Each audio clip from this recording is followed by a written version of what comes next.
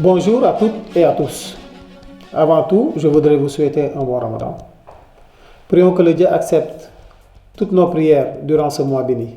Ramadan Moubarak, mes frères et mes sœurs. Vu la situation politique grave que nous vivons en ce moment, caractérisée par les heurts de ces derniers jours qui ont malheureusement engendré des pertes humaines, je lance un appel à toutes les parties de faire preuve de retenue pour le bien du Sénégal et de tous les Sénégalais. Et je profite aussi de l'occasion pour présenter mes condoléances à toutes les familles des victimes. En cet effet, je voudrais vous parler de ma vision d'un Sénégal meilleur, avec un thème qui me tient à cœur, la défense de l'état de droit et de la démocratie au Sénégal, que j'ai divisé en 4 points principaux que je vais vous expliquer un à un pour que vous me compreniez bien et pour le bien aussi du Sénégal. Commençons par le premier point, qui parle du code électoral. En effet, il faut un code électoral équitable pour permettre à tous les Sénégalais désireux de se présenter aux élections présidentielles de le faire sans aucune difficulté. Pour cela, il faudra la suspension des parrainages, la transparence et le contrôle partagé du fichier électoral, une extension du calendrier des inscriptions et révision des listes électorales, la mise en place d'une commission électorale indépendante et consensuelle. Mon deuxième point se réfère à la démocratie et au respect de la Constitution. Pour un Sénégal meilleur et démocratique, il faut impérativement un respect de la Constitution.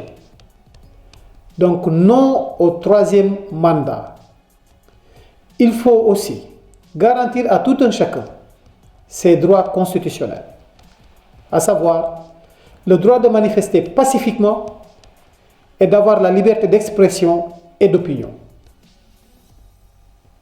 Mais il faudra surtout un arrêt immédiat des arrestations et détentions arbitraires d'activistes, de journalistes et d'opposants.